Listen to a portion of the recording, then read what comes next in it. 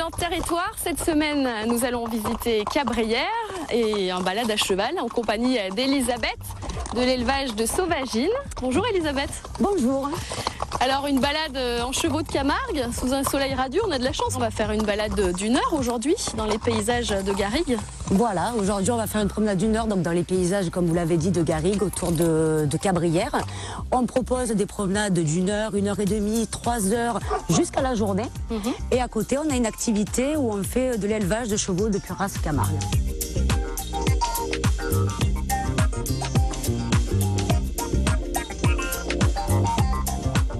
Ça fait combien de temps que vous êtes installé ici à Cabrières? Alors pour ce qui est de l'élevage, on est installé depuis 2007, pour la promenade à cheval depuis 2010.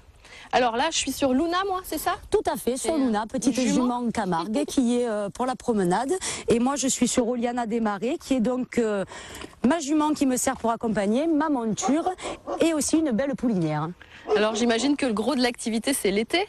Enfin, au beau jour, en tout cas, au printemps. Tout à fait, on va les saisons de 6 mois à peu près, de Pâques jusqu'à octobre à peu près. Après, c'est plus l'élevage qui nous mobilise notre temps, les bébés, les naissances, les ferrades de marquer les poulains, les débourrages des chevaux qui arrivent en âge. Voilà, le gros de la saison sur la promenade, oui, c'est à peu près 6 mois. Et vous travaillez en famille avec votre mari, donc Franck, qui est aussi avec vous sur l'élevage. Généralement, on est assez complices, on débourre nos chevaux tous les deux. Moi, je fais tout ce qui est travail à pied. Lui, après, fait tout ce qui est la partie montée. Donc, montée pour la première fois et tout. Généralement, c'est le domaine à Franck. Et ensuite, on a un petit garçon, Aurélien, qui là, malheureusement, est à l'école, mais qui participe aussi activement, lui, à tout ce qui est nourrir les chevaux, les premières approches des poulineaux qui viennent de naître, parce que sur un enfant, ils y vont plus facilement. C'est son petit domaine. C'est vraiment familial, ouais. Voilà. On est parti pour notre balade alors? On est parti pour notre balade. Allez, je vous suis Elisabeth. On y va. On y va. Allez, Moi, viens.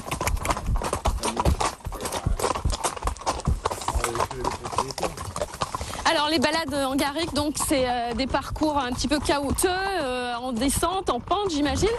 Est-ce que n'importe qui peut pratiquer les balades à cheval? Alors n'importe qui peut pratiquer parce qu'on a des chevaux qui permettent.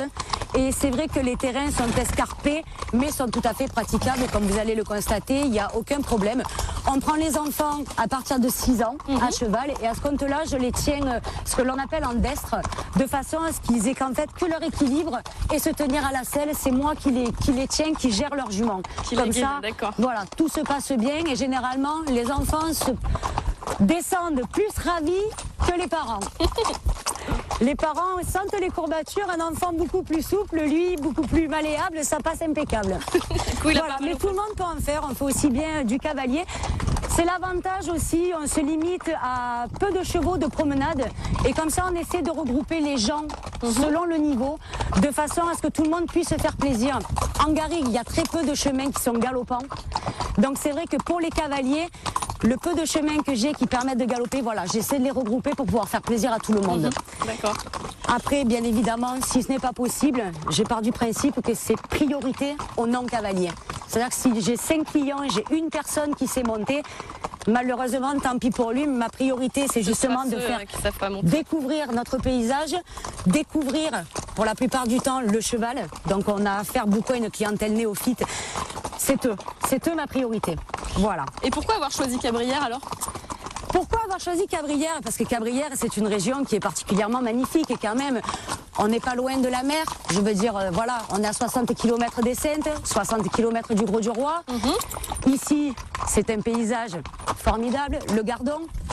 Donc les gorges du Gardon, vous descendez sur Colia, c'est magnifique, possibilité de faire baigner les chevaux. Voilà, beaucoup d'avantages. Pas loin, tout ça, ouais. Voilà, le pont du Gard, beaucoup d'attraits touristiques, Nîmes, qui est une ville particulièrement magnifique. Donc voilà, c'est vrai qu'on a choisi Cabrières par coup de cœur. Nous poursuivrons notre balade à cheval en Garrigues dans un instant. Pour l'heure, c'est notre rubrique Métiers d'art. Nous rencontrons cette semaine un dessinateur de bande dessinée.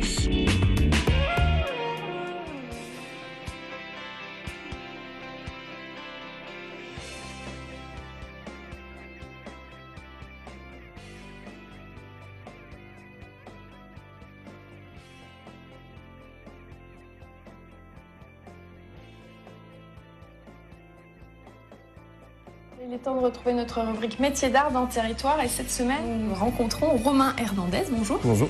Vous êtes graphiste et dessinateur de BD. Vous venez de sortir un album, enfin il y a déjà un petit moment, qui s'appelle L'Histoire commence. J'ai d'ailleurs dans les mains, là, je vous le montre.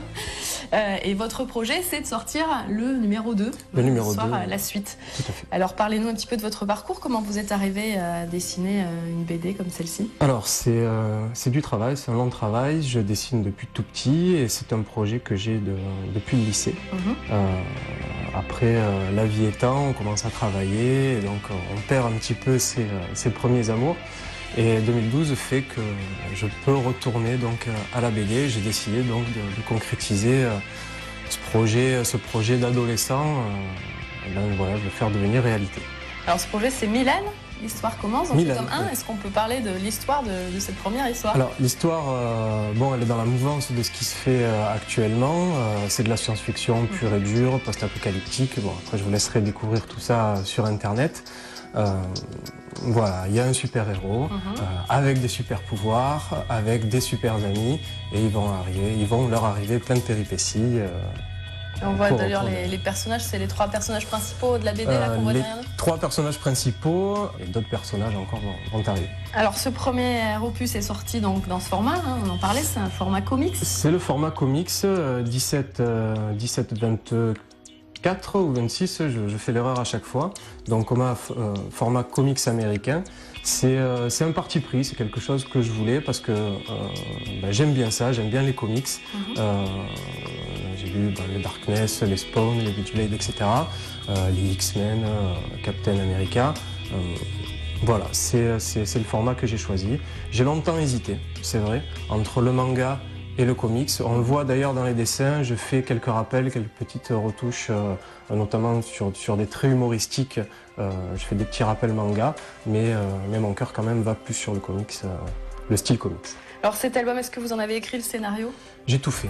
Donc là, c'est dessin et scénario sur le premier. Scénario, dessin, couleur, impression, promotion.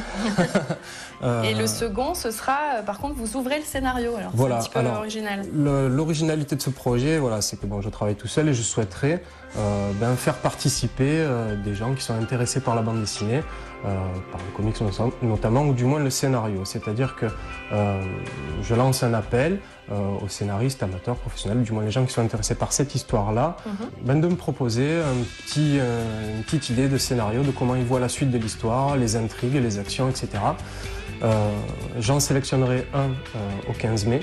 Et le 15 mai, le scénariste que j'aurai choisi travaillera avec moi jusqu'au mois de décembre sur le découpage des pages, la mise en place des actions, etc., pour faire sortir le numéro 2 qui doit s'appeler Ligne de conduite pour le mois de décembre.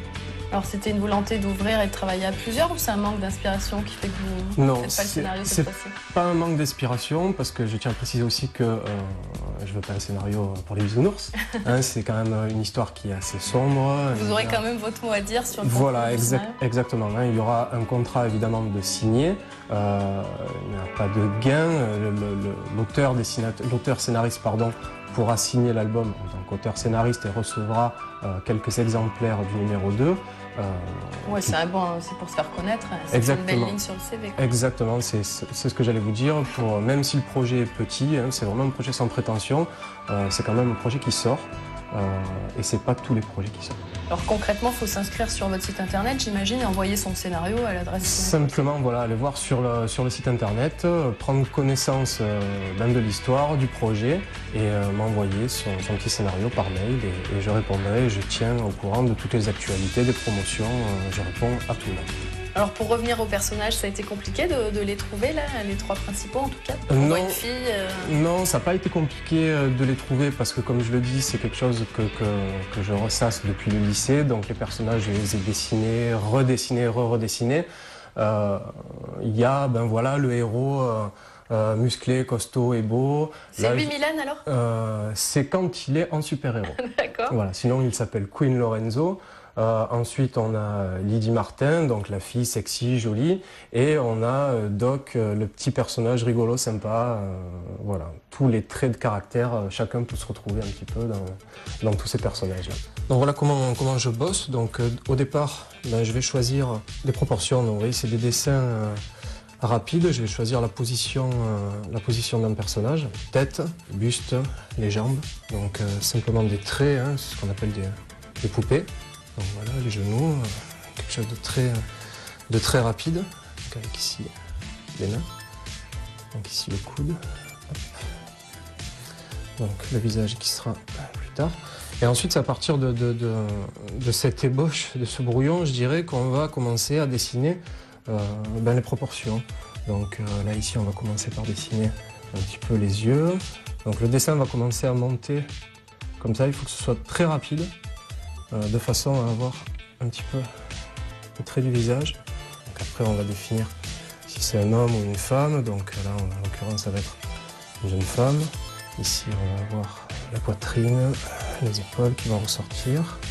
Donc voilà, quelque chose de très rapide. Et une fois qu'on a à peu près nos proportions, je vais scanner ce dessin. Et puis après, je vais imprimer tous ces traits en transparent ou vraiment très très fin, que je vais réimprimer sur un papier à dessin.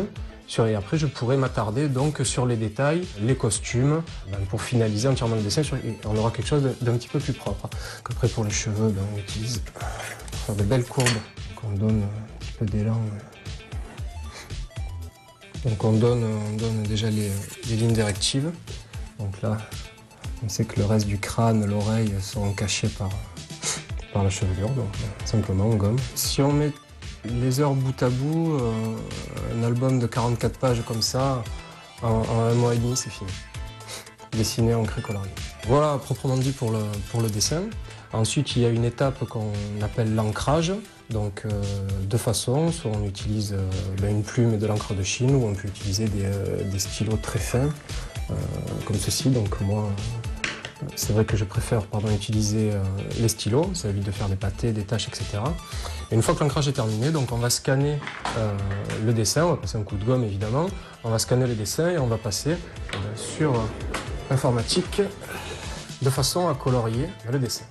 Et ensuite vient la couleur en elle-même, donc on va repasser en couleur.